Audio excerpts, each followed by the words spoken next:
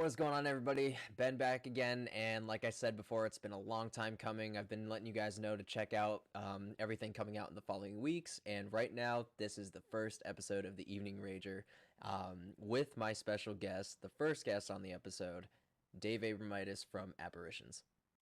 How's your day going, man? Welcome to the show. Thanks for having me on here, Ben. It's really awesome to be here on the first Evening Rager podcast. I'm absolutely excited. Dude, I'm absolutely thrilled. This has been like a weeks plan, like weeks and weeks planned thing where I was just kind of ironing out the details on what I wanted to do. And like, I was thinking way too ahead of things, and I was just like structuring it. And I've noticed that some of the best podcasts I've ever done are all completely just, we have topics, we go at it. So that's basically what we're going to do today because it's worked, and why try to fix something? Let's do it. So the first thing I got to ask, man, what caused you to pursue YouTube, and did music come before or after? Let's see.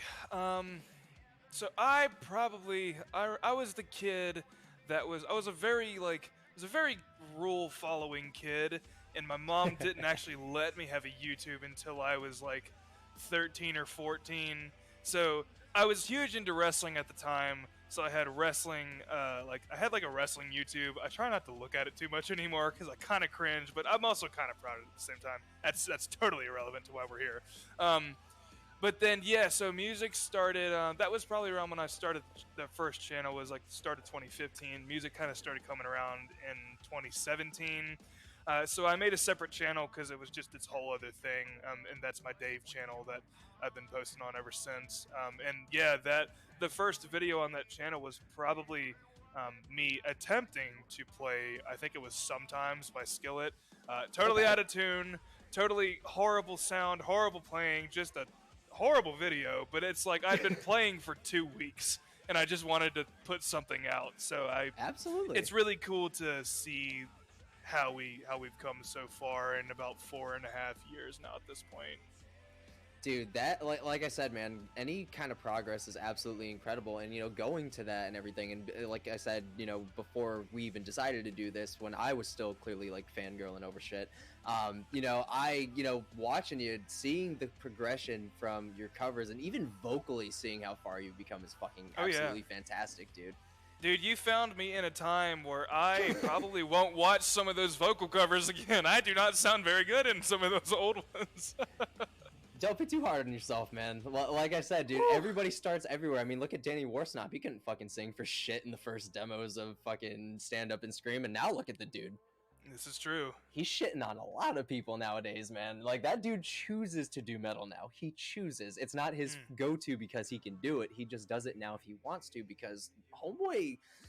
Chris Motionless is another one. Like, homeboy could not sing for anything. Now he is one of my favorite voices in all of metal history.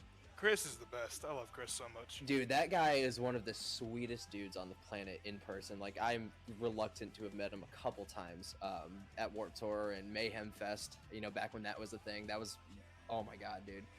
Motionless White is absolutely fantastic. But your mom didn't let you have a YouTube channel until you were 13, 14? No, I was a very sensitive child, so if someone said something mean, it would ruin my entire week, so she was protecting me. She was like, listen, you can't do real bullying, so don't even think you can do cyberbullying. You can't hit back. No, yeah, and honestly, in all honesty, she probably let up a bit too early as well, because there were times where I would have my week ruined. But I grew some tough skin over the time of it. Now people can tell me to kill myself, and it doesn't even bother me. Dude, well, I mean, look at where you're at now, dude. Like, you've made not only you've made some connects, you've collaborated with some pretty well-known YouTubers. You're on the new the Bleh channel for fucking Orion. Like, one of the first things to go on there. So I mean, dude, like, you technically you're shitting on a lot of people right now. Not a lot of people can say a lot of these things, dude, and the come up is real and the grind is also real, and it shows. Thank you, bro. I appreciate that. Being part of that first batch of stuff that Ryan put out on his new channel was super privileged to be able to do that. That's he's a great dude, and I think it's a great thing he's doing, supporting the underground metal acts, because it's exactly where we are right now, where it's just trying to do our best to get attention, notice to the song, and just navigate it the right way. And he's really helping out a lot of people with the thing he's doing. Oh, 100%, dude. Like, that dude is every time like I watch him, he always looks so happy to just be there.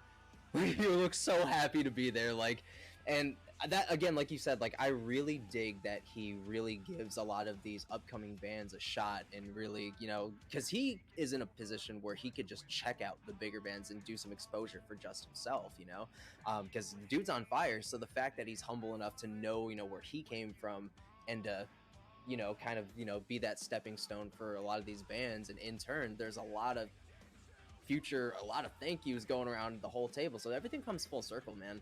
And being humble, especially in terms of YouTube, whether it be music, anything that you pursue to do, you've always got to be humble. And I think that there's always room to skyrocket from there, dude. Like, again, Absolutely. talking about the vocal progress and your covers going into the song of fucking Poison Butterfly, dude, that shit fucking bangs, dude. Like, literally, the moment you messaged me and asked me to react it and shit, I was just like, I do need a fucking intro, so hey, there I it need an is. intro, so dude, like, some of my favorite harmonies are in that song.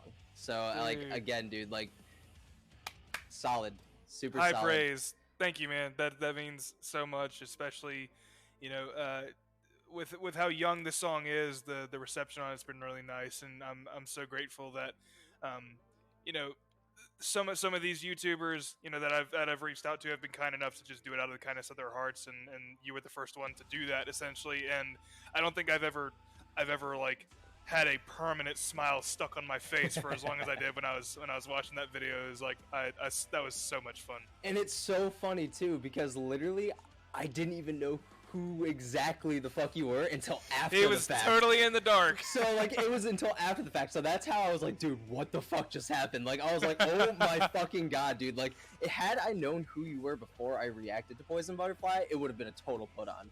I would have been way more just extra about everything. But dude, I was just genuinely lit. So like, again, thank you for reaching out to me, because dude, I was like fangirling when I found out. I was like, this is fucking awesome. I was like, I gotta do something, because collabing with your homie that's got somewhat of a following, whatever, people kind of know him, that's cool, because I grew up knowing this guy. But when it's somebody that you're a fan of reaching out to you to do something, I was like, dude, this is fucking awesome. Like, I knew you did music, I just didn't know you were in a band, man. So a good one at that. So I was like, damn. Even if it's a good band too, that's even more of a plus.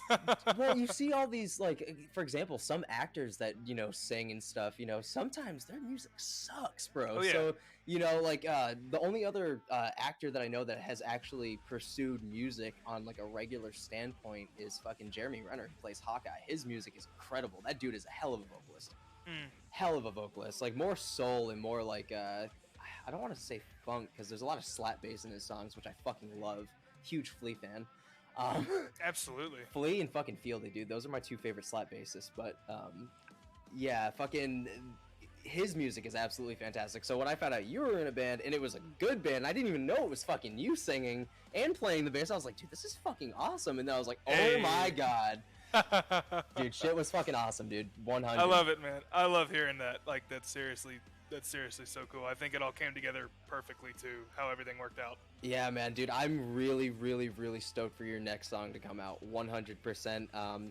Do we know when, like, you guys are gonna be potentially stepping back in for the next one? Yeah, so it's funny, I was just doing another interview with my good buddy. His name's Walt. He goes by the Cool Guitar Guy on Yeah, YouTube. I reacted to his Baba Yaga. Oh yeah, sweet, awesome. That was so I was just talking to him about what we're trying to do is, we would definitely want to work with who we worked before, which is Randy Pascarella at Pascarella Productions, and yeah, we're definitely going to try and get that out. We want an EP out. That's the best goal in terms of later this year. Probably, I was telling him, towards like the middle end area of the year. Hell fucking yeah. As far as another single, I would love to try and get something out within like around the next month and a half, 2 months or so. Oh. And that's what I was gonna say, is that I was telling Walt, if like y'all really liked Poison Butterfly, like I'm just saying there's songs that we've made in that are in the stockpile. They're demoed. They're ready to be worked on. Like Butterfly is not even close to being my favorite anymore, and I wrote it with such like a personal attachment to it. So I'm like, I absolutely love this. It's the proudest thing I've ever put out with my name on it. Yeah. But it's just a testament to the songs that have been made after it. I'm just like, this is so awesome. So I think people are really gonna love what's coming out next. Now, do you hate yourself for recording Butterfly first? There's some other songs on this EP that you wish you would have recorded first, and you're like, fuck. I actually think that Butterfly is pretty good for like a lead off because it's got when it introduces you, there's people that I know that if we just come out like with dropping a bomb on somebody, then they're just gonna turn it off. So I think it's nice and it's easy to listen to at times, and it eases into like more of the metalcore side, like with the harsh vocals and things like that. And it's really catchy too. And that's my influence on it. I'm such a sucker. If it can get stuck in my head, like I'm a sucker for that kind of music. So I think as the first release, it's a very good it's a good taste of what the overall sound is kind of gonna be defined by. But we're also wanting to try and go in like push the directions that it kind of sets. So where it gets heavy, we're gonna go a little heavier. Where it gets melodic and with a little electronics, we're gonna go a little more in that direction too. So it's a very good introduction, I think, to Apparitions as a whole.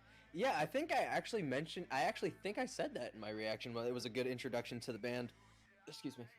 And yeah, that song definitely had like every kind of like bits and pieces of every element of future songs that are going to come out. Just it's almost kind of like a feast. Kind of, you get a little bit of everything, you know. Yeah, man. And that's definitely kind of what I was taking from it, because a song so experimental feeling such as Butterfly was. You want to have all these components in it, because there's going to be some people that genuinely kind of like will point that specific thing out, like, fuck yeah, like that was one of my favorite parts of the songs, and they're like, oh, okay. So when you go back in the lab, you're cooking up something with that specific thing, and it comes out and it fucking bangs. So like if people are liking where it's at, like if they like the heavy side, like for reference, Butterflies and Drop C, like we're making some stuff in Drop E, so like there's some real heaviness that's gonna come out later on down the line. Oh, dude, I can't wait to fucking react to a song that I can beat the shit out of myself to. I can't fucking wait, dude. I can't fucking wait. Like, it's literally gonna be like that scene from Liar Liar where he's like, I'm kicking my own ass, you mind? Like, that's literally basically how it's gonna be. Like, I'm literally just gonna shut myself in my room for like a fucking hour, listen to the whole EP, and just start throwing shit around the fucking room. The day that you get to react to the whole EP and I see the reaction video, that's like one of my most anticipated days of this year. Yeah, dude. Dude, I'm stoked about it, man. Like, I reacted to another band. I think they're from the UK or something. They're called Fragments, and I did a reaction for their song Silver Bullet, I think.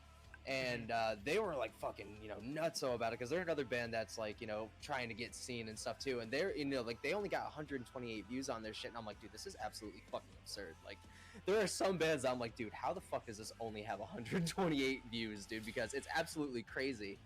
It was funny because I was in a class today that was talking about like releasing music and kind of why people struggle so much with it. And I don't know, I didn't mean to cut you off if you were going to elaborate, but it's like they were saying there's people that are upwards of like every Friday new music comes out. There's like 2,000 new releases across the country.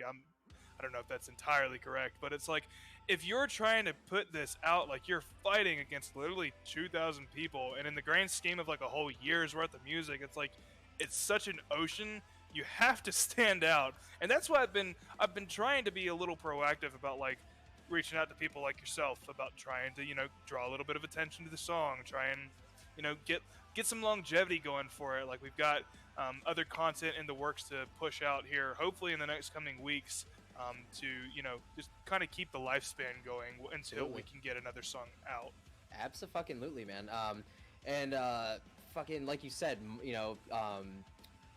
networking is so important when it comes to promoting all of your material. You know, you want to get on Instagram, Right. you want to get on fucking Facebook, you want to go on Twitter, you want to like reach out to these people that you know you can reach out to, even stretch it even farther, like, you know, like yourself has done, myself has done, you know, like networking is so crucial to the, you know, the release and everything. And like you said, timing is a completely, you know, crucial thing when it comes to any kind of release. You know, like whether it's a hot topic, you want to get right on it as fast as you possibly can. If it's a release that you're anticipating, you want to look around and see who's releasing shit and what's important. And also tagging is really important. So like in like your own songs, you want to tag bands that were influenced from this song or that were the influences of this song, and people Right. will find you like immediately. Like I never started tagging my YouTube videos until I made my return to YouTube in November, I want to say, or October, when the Morbius trailer dropped. And I only had like 9 videos out, like 54 subscribers, and I just kind of took like this year break. And I think I was just doing it wrong because I wasn't tagging anything. I was just kind of like saying, yeah, it's for fucking music, da da da. And you know, 54 subscribers, 9 videos. That, to me, that's not bad. But a lot of those songs that I was reacting to were hot fucking topics. Like my biggest pull on my channel is Eskimo Cowboy. That is the biggest fucking pull on my channel, dude. Like, and I enjoy the fuck out of Eskimo Cowboy because I love bands that don't take themselves too seriously. But again, you know, like they're a hot topic. You know, you got to get right on that. You want to be one of the first people to do it because if you are, that's how everybody's gonna start seeing your shit. Because, like, I came back to YouTube and I did Chapeltown Rag by fucking Slipknot. Hmm.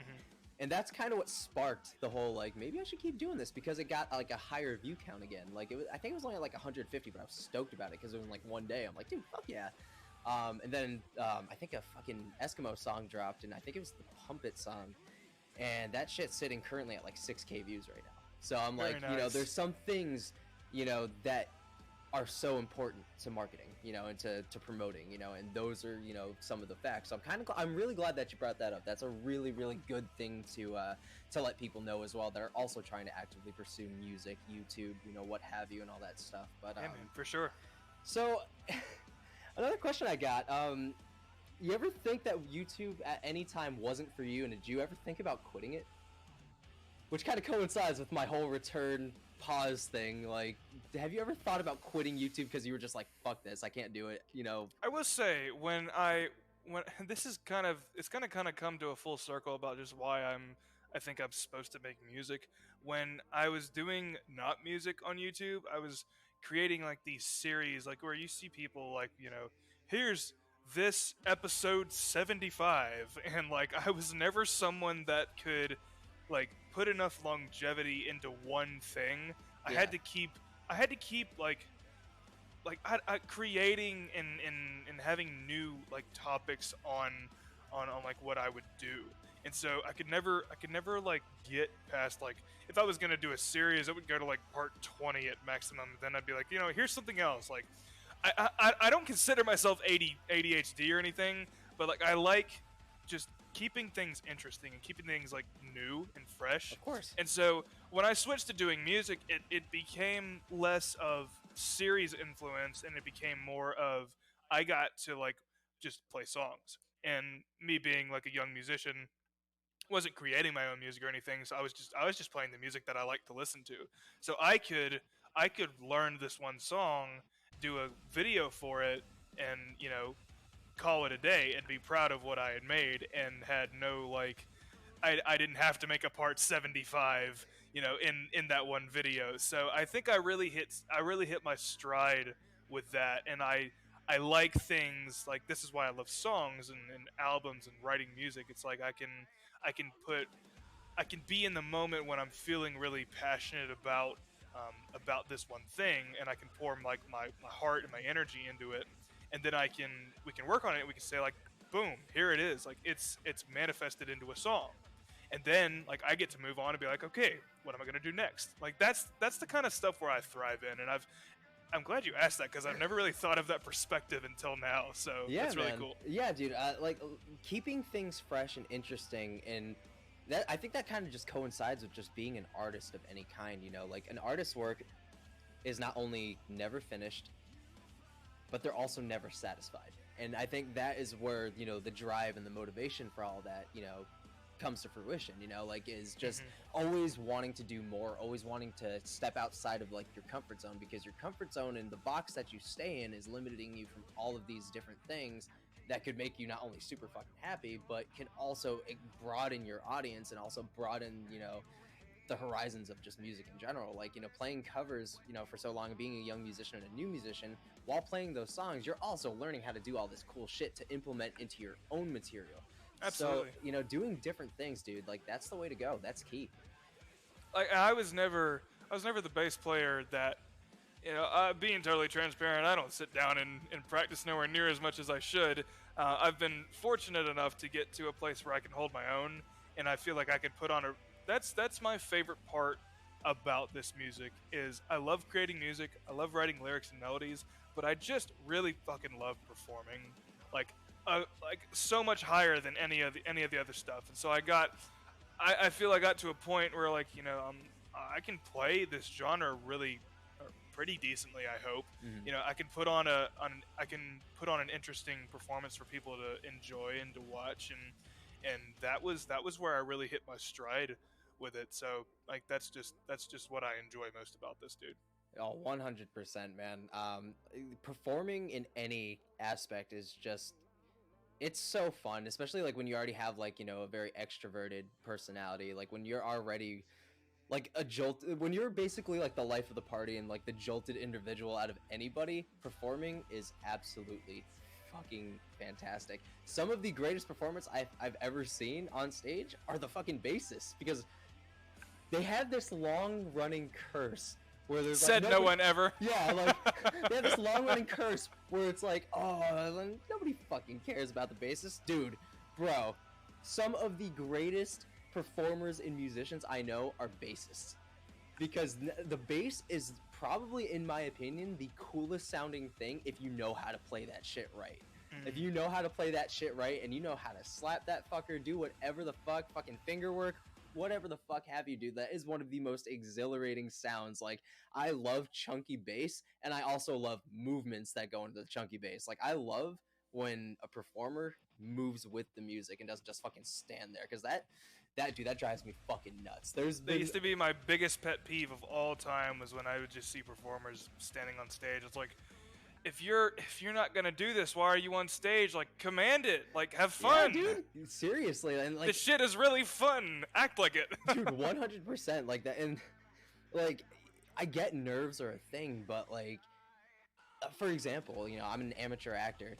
I fucking, whenever I'm in front of camera, like, I'm nervous as shit beforehand, but the moment that shit starts rolling, dude, it's like, that's it, dude. Like, like it is, like, the dude that was behind the camera is different from the dude in front of the camera. You don't know this guy. Like, I feel like that's called passion. oh, Like, 100. because I'm the exact same way. It's like if there's a big stage, if there's big production going into this, and like I'm sure like Apparitions is about to play our first show out in town on March 5th, where we're gonna share the stage with like 5 other bands, and like that's gonna be. It's different than just playing here at the school. It's like you have to be professional. We're out in the industry now. Not to say I'm not professional at the school or Yeah. anything, but it's like, yeah, right before walk on, like you get nervous, your hands get sweaty. It's like you want to make sure you do a good job. But when Oh, it's 100. time, it's just like you flick a switch and it's just like it's muscle memory essentially. Like you know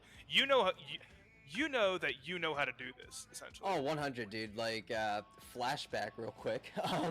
I was obviously like in chorus in high school and shit, and we'd have to sing at the graduations and stuff. And you know, when you're seen as one of the quote unquote better, you know, singers that genuinely kind of understand music, know how to read music, know how to kind of, you know, manipulate music, obviously they're gonna throw you up there for a fucking solo. Exhibit A.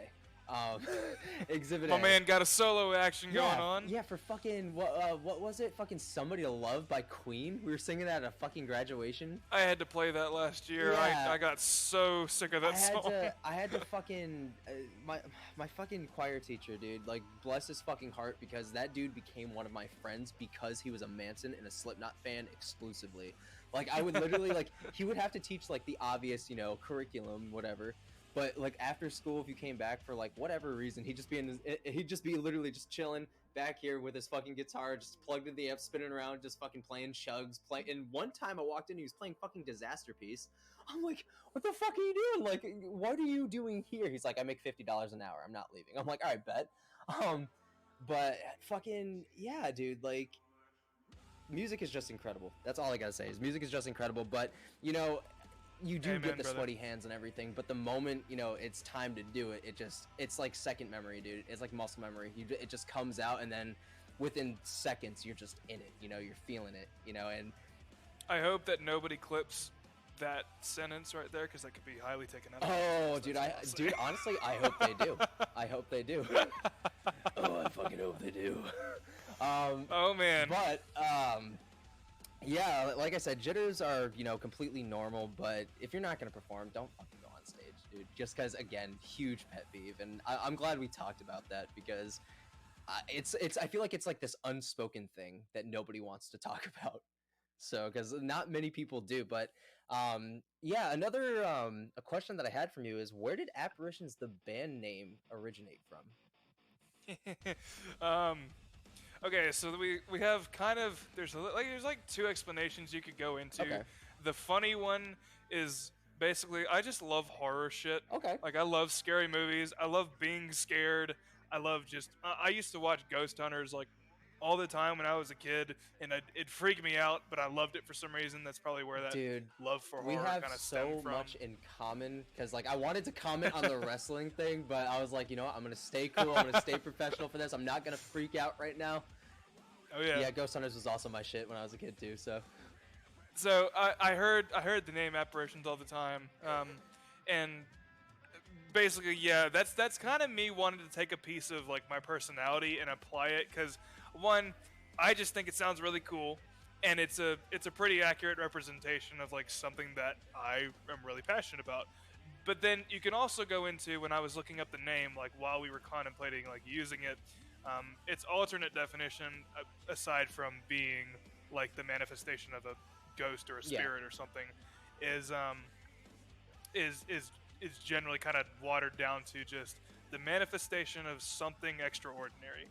And I really like that because it's like while you can draw the ghost definition to it, you can look at it from the other perspective and just say like, hey, this is us doing what we love, trying to manifest it into something great, into something that can help affect people in a positive way. That was like a fucking like Oscar award like acceptance speech. Like that was passionate. I felt that in my heart, man. Thank you for Thank you, that. man. I felt that. I genuinely felt that in my soul, dude. This I feel like is going to I'm be a very glad. interesting question. And Hit me.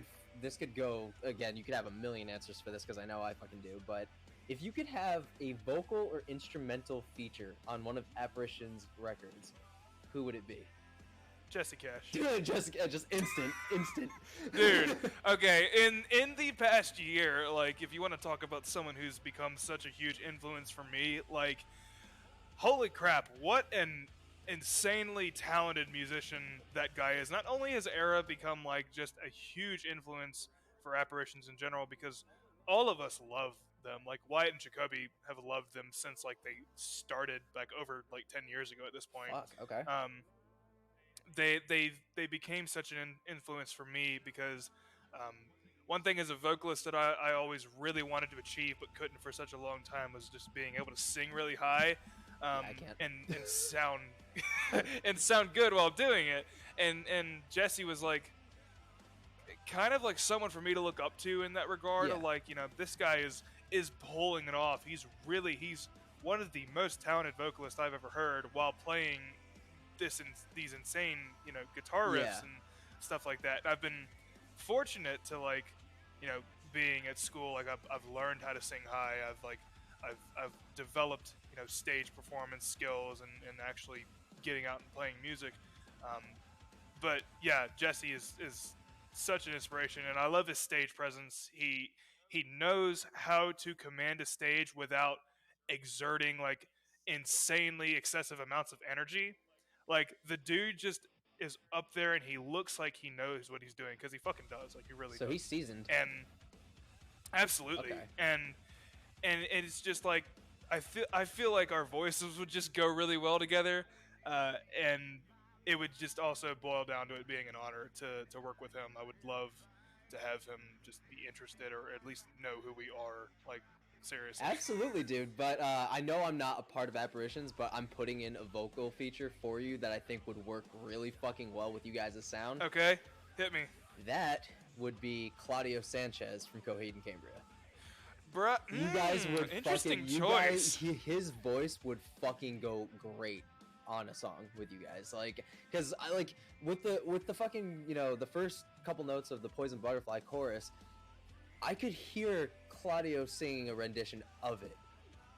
So I'm like immediately, for whatever reason, my brain first went there, and I'm like, okay, like that dude. Claudio Sanchez is like, I'm not a huge fan of just super high singers. There's a couple exceptions there. I got fucking Johnny Hawkins from Nothing More is one of my favorites, and also fucking fuck, what is his fucking name? Kellen Quinn? No, hell fucking no. Listen, I respect his skills as a father, but I don't fuck with. I've never fucked with Sleeping with Sirens. The only song that I genuinely kind of liked was Congratulations with Maddie Mullins, because I'm a Maddie Mullins fan. So, Okay, you know, I like respect that's it. the only song I ever fucked with. I just had to throw it out there because I know people who either really like them or really can't listen to I them. detest, but I Like- don't discriminate. That's fair. I can't. That's I very can't fair. shit on anybody's work because I know what goes into it, but I can't sit here and lie to someone and be like, yeah, they're alright. Like, no, fuck no. It's interesting you bring up Claudio though because he's also challenged me as a vocalist.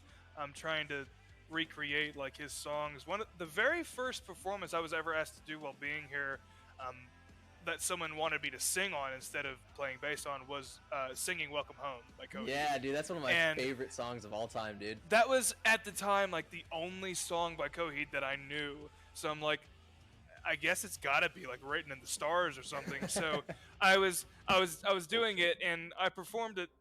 I actually hit my All good? mic. Yeah, you Okay. good. I performed it, yeah, and I did the best of my ability. But yeah, that song really sits in a high register, and Yeah. his vocals for the most part kind of just they're always there. But I could see it working really well. I would be very interested to hear how that would end up sounding. What do I have to do to request a vocal cover of a certain Coheed song that I think you would fucking kill with your vocals? It's my favorite It's my favorite Coheed song of all time.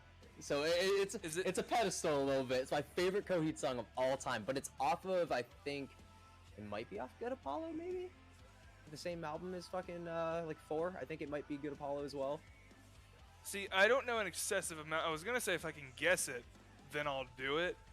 The only thing I had in mind was Dark Sentencer. Though. Dark Sentencer is a fantastic song, but it is not my favorite. My favorite song is actually more of a simpler song because it comes from a very special time in my heart. Back on the Music Choice days, the song "Feathers" by Coheed and Cambria is my favorite song of all time because, like, to this day, I still fucking love that shit, dude. I still fucking pull, like, even if I have to twist the nutsack to get that fucking that high note, dude, I'll fucking do it, dude. Like, I don't care, dude. Like, I love that song so much. The man said, "Twist the." You ever see that? You ever see Sister Act 2? No. Nah. Oh, dude, there's this you know that song When Jesus Walks? There's this I very think so. high note left for like the most soprano of soprano.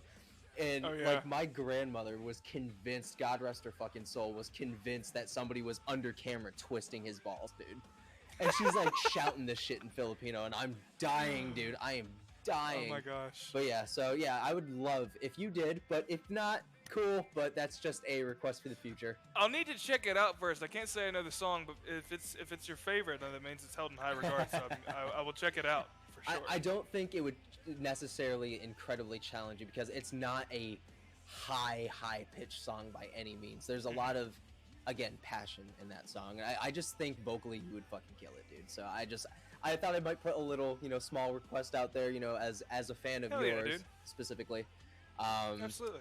So now that we talked about, the name of Apparitions, and if you could have a vocal feature, what's your dream lineup for like a tour? What's your dream lineup to play with Apparitions? To play with. Yes. Yeah.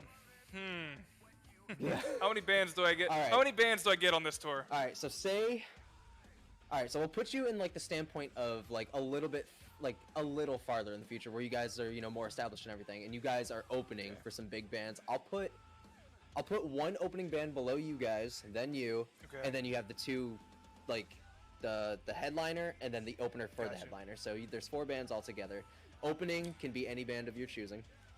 Oh, I don't want to put someone below us because like we're I feel like that's a little disrespectful. Okay, so because we got to pay our dues. Okay, so then we'll flip it then. So you guys opening, and then you have 3 bands to go above.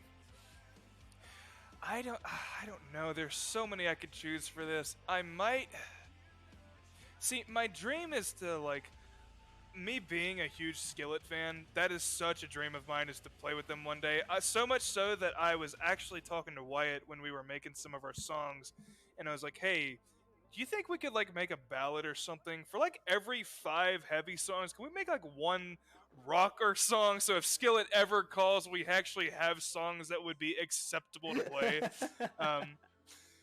But in terms of, I'd probably go more metalcore, because if we're talking dream, like we want people who match our sound a lot. Absolutely. I would say I have like 2 in that. Okay. We'll put us, then we'll go Polaris after. Okay, good choice. And then we'll put Amity Affliction after them. Ooh. Gotta represent Australia. Amity Affliction, alright. And then close the night. Just let Era have like a huge headline set and let everyone just be dead by the end of the show because there's too much headbanging. Dude, that would be just ecstasy personified right there. He's like, dude said I could get into a car accident that night and be fine because I did it. He's like, at that point, I made it. Dude, that'd be, like I'd be on my knees like, how are you guys letting us play with you? We are so privileged. Dude, I hope, like, you guys with just Butterfly alone, and again, I'm not, saying this as, a mega fan just of yours, but again, because I based the reaction genuine, I'm gonna go genuine with this as well and say that you guys have a very promising future set aside. Like, you guys sound, going to that producer solidified that shit, dude. Like, guaranteed the best $500 you ever spent. Definitely. Absolutely. Dude. Like, it shows. Thank you, dude. Like, that's very kind for me personally. This is just like, I think to myself a lot. Like, I genuinely don't want to do anything else. So like, if I'm doing like, we're all doing. I don't want to speak for everybody, but like, I know that that's a fact. Everybody's doing like their best to just make this as best as it can be, and I'm just I'm grateful to the Lord, man. Like, for real. Absolutely, man. And like, I personally, again, love the fucking song. It's you guys' shit is in my description to stay. So long as that's the fucking intro song, all of your shit will be in the bottom of the description. I think like every 2 videos, I even vocally mention to go check you guys out, because like, I so appreciate that, dude. It's fucking, dude, tight shit. Like, I was already excited, and then when I found out it was you, dude, I was even more excited. I'm like, dude, this is fucking awesome. Like, I'm so happy this story, this like story, like, of the journey of you listening to this song played out the way it did, because it just, I'll never forget this message. It's like, bro, holy fucking shit. Dude, I was in the middle of work when I realized who the fuck you were, dude. I was in the middle of work, and mind you, where I work, I don't know if you know what Raymore and Flanagan is. It's a fucking furniture place. And I work in the back room. Like, I'm the dude that you call, like, if you need like a fucking heavy ass couch lifted and shit, or if you need to like bring shit out to customers. So I'm like the grunt dude that does all the heavy lifting. So I have a lot of downtime in the back. So I watch a lot of YouTube and stuff, and like that's where I'll like get tabs to like what to react to and everything. And I got your message at work, went home, reacted to the song, woke up the next day to the the thank you whatever, and then I did some more research, and I'm like, holy fuck, because I went to go see if like you guys had anything else out. And I was like, oh shit! And I was like, oh no fucking way, dude! Like, I was freaking the fuck out, tweaking in the middle of work, dude. And I absolutely love it, my man. boss at the time actually watched you too, which is funny. my boss is also a heavy metal fucking head, and he watches a bunch Very of fucking cool. reactions. So he actually knew exactly who the fuck you were, dude, and he was stoked as shit. So I'm stoked to like to show this to him as well. Really, really stoked. I love the support, dude. Like seriously, it means so much. I'm so grateful. Dude, I am too, dude. You're still commenting on my shit half the time, dude. I'm grateful. Like I'm still like fucking speechless that this is happening right now, dude.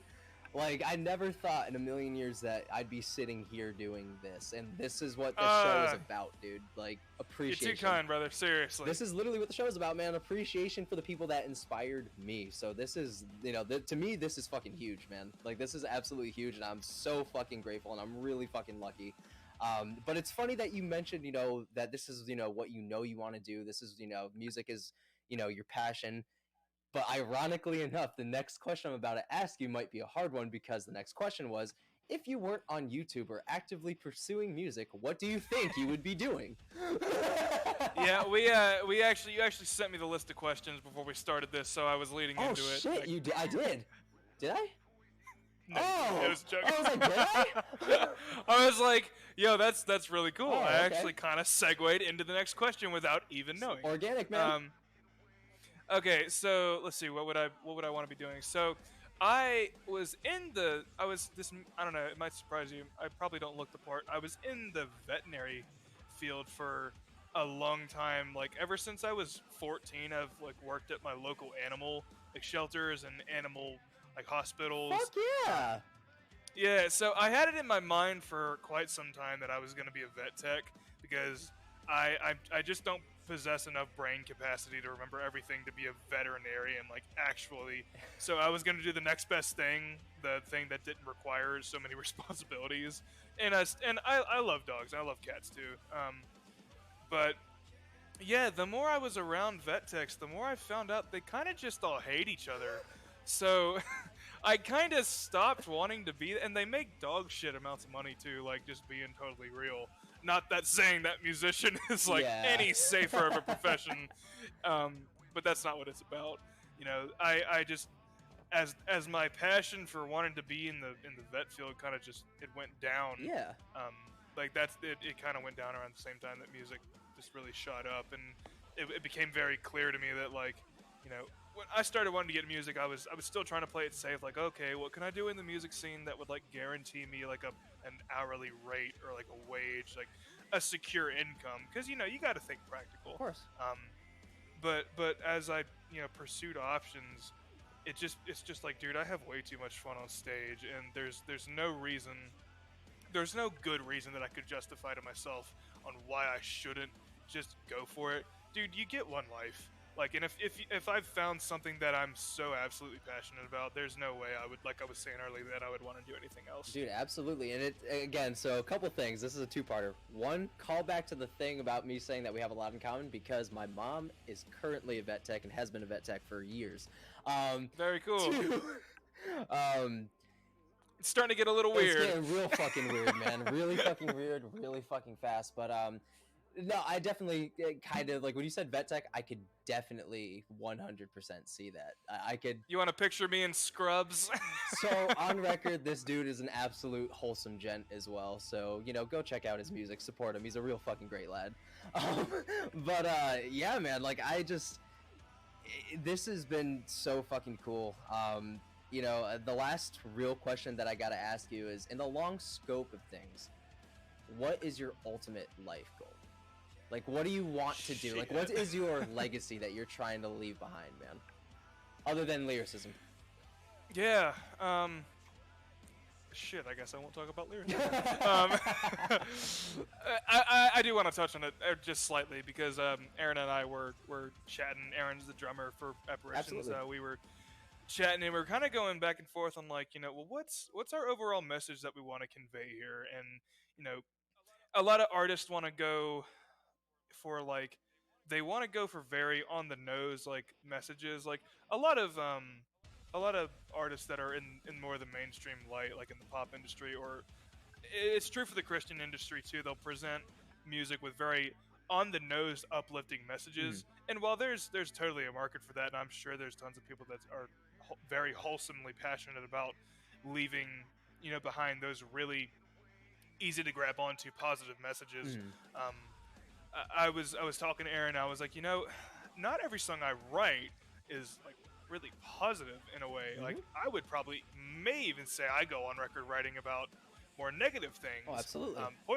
Poison Butterfly is not a happy story. Like it's based on a true story, and it is not a happy story. Oh. Yeah, we could get more into that Oh, if you wanted to, absolutely. but Absolutely. Give me some of that tea. so I will. But I was talking to him, and I was like, because like I'm not one for super like just we're gonna do this, we're gonna be better, we're gonna be the best, we're gonna conquer. Like those are the kind of lyrics that I really want to like project. I like projecting.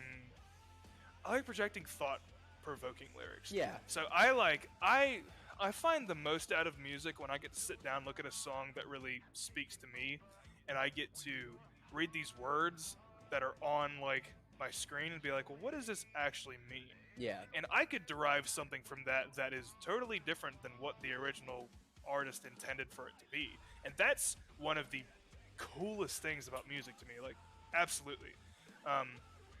And so that's like a goal of mine to I want to project positivity in the way of thought, I suppose is a good way to put it. Oh, of course. Um, I obviously want my songs to help people when maybe they're going through a bad time. If they hear the words that I've written and derive a meaning out of that they feel they can relate to, and that it makes them feel better or comforted like in the situation, like that's a job well done in my eyes. Like I want to bring this music across to people and pay back like what so many of these bands did for me and still do for me to this day. Absolutely. So basically, in a way of kind of what you're saying is like some songs that you want to write is like kind of like the message of like, clearly you're not fucking okay, but it's okay to not be okay. And like 100%. it basically kind of like it's basically kind of like the light at the end of the tunnel in a way. Like they're like, not every day is going to be great. Like not every situation is going to work out. There's going to be a lot more failures than there is succeeds, like, and I dig that. I dig that you're trying to be is completely transparent with your music as much as you possibly can. And I think it's so important. It is a very crucial thing in a musician's arsenal to be honest with their listening audience. 100%. Yeah, man. There's one song that we're writing on. It's called "Tears Away." It's pitched for a little down the road, and that makes me kind of sad because it's really good. It was the ballad actually that I was talking about, and yeah, I want it to be heard sometime in the near future. But it was I took an idea. I was just feeling really nostalgic at the time, and I wanted to write a song about like those days, about the emotion you can feel when like you sit and shit. I reminisce about like what was happening in 2011, Mm-hmm. like what was happening in 2012, like that kind of time period in my life. And I was at first just gonna write like oh, how it would be nice to be in the past, but that song turned into one of the lines I like in it a lot is wipe your tears away, it's in the past. It's like it's kind of unapologetically like just throwing reality at you, Mm-hmm. that like that was then, and like while we're always gonna have like these memories, it's like you have to keep going. Like there's too much to live for. Absolutely. Like even it's not a comforting thing to think about how all of these happy memories are just gonna keep getting further and further away, but it's the world we live in. Yeah. And that's a message I really like how it turned out. Yeah, dude. I just by like listening to the basically the whole point and the whole message of the song, man, like there really is a lot of days where you just kind of sit there and you're like, damn, dude, like '09 was a really fucked up year. Like '09 for me was like a lot of tragedy. So like I think about that shit sometimes almost on the daily, like I think about like where I am now because of it. I think about how yeah, it fucking happened, but being completely kind of chained down by it isn't going to change the situation. It happened, and again, that's just how the world is. That's just how life works. Nothing's gonna fucking change it. You can't change what's Right. happened. And I dig that, dude. I'm really the more and more you talk about this EP, I'm more and more fucking excited about it, dude. And I'm almost like irritated by it because I know I have a fucking weight. I'm like fucking irritated by it. I will. I'll give you one more. I'll give you one more tease. Yes. With it. Um, my favorite song. I was mentioning how Butterfly wasn't my favorite Yeah. song. There's one song we wrote called 1,000 Days, Ooh. and it's a it's basically a callback to 2019 for me, which was like the worst year of my life. Really? Yeah, I kind of was. I think we've all been there at one time or another where we can look back and like, yeah, I was kind of a shitty person. I did some shitty things to people that didn't deserve it. Yeah, we've been there. So, in music, 2019 was when I started really like trying my hand at creating music. Yeah. And it wasn't with Apparitions; it was with different people. Um, and I found myself after some bad events happen in life, just constantly writing about this one thing. Even if it was like, I'd make it a different song, and there would be different lyrics to it, but it would harken back to the same feeling inside. Yeah. And because that was kind of where I was just very stuck at the time, and so I couldn't really focus on anything else. And so 1,000 Days ended up being, basically, it's coming up on 3 years in the current time, since like these bad events happened. Yeah. And it just so happens that 3 years is almost like 1,000 days to the T. About the time that I was writing the song was literally like at the 1,000-day mark since these events had happened. And I find myself like, at first I was like, dude, are you really gonna start writing about this thing again? It turned into, instead of like a boo-hooey kind of like, I miss you, I miss this, I hate how like life is now.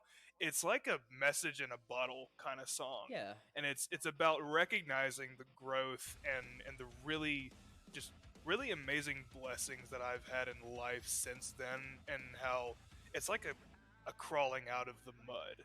Okay. You know, it's basically that. And I was, it's funny because I was just saying like I don't like actively putting like a positive reinforcement in the Of song, course. and it doesn't have that. It has like these really thoughtful, just I think ideas to it that will overall convey that one idea. Like my favorite line in it is just basically saying, "These are the words of a man 1,000 days removed," and that's why it's like my favorite song. It holds such a like a personal attachment, and it's so liberating to be able to write a song like this and genuinely mean the words that I'm saying. Where like, here are my words 3 years, 1,000 days later, talking about how I rebuilt, like how I got back up from the bottom. How fucking yeah, dude! It's all about the scar tissue. It's always about, you know, the scar tissue, and like it's almost like you're speaking to somebody that doesn't even exist anymore, and it's you. You know, it's like, and that, you know, man, I'm stoked for this EP so much for the fact that it's gonna get your audience, and you know, obviously me as well, to know you guys more on a personal level, and to really know, like, without, you know, full on context, you know, what some of you guys have been through. And I think that's really exciting. And I think that's also gonna help convey a lot of the emotion that goes into, you know, genuinely taking it in for the first time. I'm stoked for it, man. Like, I'm really, really stoked for it, dude. Like, I'm stoked to hear updates. Dude, I next time you guys are in the studio, film something. I want to see it. Like, film something. Absolutely, Film man. shit. I want to see it, dude. I love watching any kind of studio progress shit, dude. Like, man, like, this has been such a cool fucking experience. I gotta say, dude, thank you so much for, you know, for coming on here and, you know, just kind of laying it all out and having a fun little shoot the shit. And I get to kind of know you a little bit better. I get to, you know, obviously kind of bask in this greatness right now, because I am so fucking pumped about this, dude. Like, it's absolutely great. But I have one more question for you. Hit me. And it's probably the most serious question out of all of them. I'm ready. When the fuck are you guys coming to Springfield? When the fuck you got? No, dude, I'm dead ass. That is literally. No, open back up, bitch. That is literally. When are you guys coming to Springfield, Mass? Very nice. Like, literally, when are you coming to Springfield, Mass? Is on there. Man, I want to, like, I want to get out just playing more, honestly, dude. Absolutely. And we're having this show. The first official show for us out in town is gonna be March 5th here in Memphis, Tennessee. Fuck yeah. Where, like I think I mentioned before, we're playing with 5 other really great bands on this kind of, it's dubbed Memphis Music Marathon. You can buy tickets now if you want to come. Yeah, I'll take a flight. Dude, seriously, let's have a fucking party. Dude, Like, honestly. like here's the thing, like like this summer at some point I do want to make it down to fucking New Orleans at some point because I have this like obsession with like the Mardi Gras scene and like the bayou and shit. Like I just had this obsession since I was a kid, and I think a lot of that had to do with fucking Stay Alive because it took place in Louisiana. So and that's one of my favorite movies of all time. But um yeah, so I want to head down there, but if I make a pit stop, I just might. I just might. Hell yeah, dude. That'd be fucking lit. I would love to get to a point where like we are able to like go on like a mini tour and hit dates that like we've actually like people are gonna ask us like, hey, when are you playing this? Or like, we hope to be there soon. Actually saying we're gonna be there on this day. Yeah. Make sure you come out. Let's have an awesome time. Dude, absolutely, dude, because I know a lot of bands up here that would love to play with some bands from, other parts of this great country. Had to think about it. I mean, I'm not a politics dude whatsoever, but yeah. Yeah, so I think that this first episode was absolutely fantastic, man. Thanks again for, agreeing to come on and, just Hell yeah, making dude. my absolute fucking night, dude. It has been an absolute pleasure. And, like I said, thank you guys again for tuning into this. I've been telling you guys for a while now that this was coming. And I also mentioned that my first guest was going to be Dave Abramaitys from Apparitions. So, I really encourage you guys to go check out their band stuff. All of their links will be in the description down below, like always. My intro song is their single release, Poison Butterfly. EP coming soon, hopefully by the latter end of this year. I know I'm stoked for it. Again, thanks for coming out on your, I don't know how busy schedule, but giving me some kind of time to sit down, have a real discussion with you, and to kind of chat, man. Absolutely, dude. Pleasure's all mine, and it was definitely an awesome time. And yeah, it's an exciting time, and I'm really happy to sit down and talk with you about Absolutely, it. So, dude. Awesome stuff. I really hope to collab with you again in the future, man. It's been absolutely Hell yeah, fantastic. All right, so thank you guys so much for tuning in. If you guys like this content, please hit the subscribe button down below. Hit the notification bell whenever you want to be notified. Wow, when another upload gets uploaded. And be sure to check out Dave's stuff down below as well. Apparitions, his actual fucking YouTube channel. He's a kick-ass, wholesome guy, as you guys can see here. Thank you guys so much for checking out The Evening Rager, the first episode. Dave, it's been a pleasure, man. Yes, sir. See you later. See you later.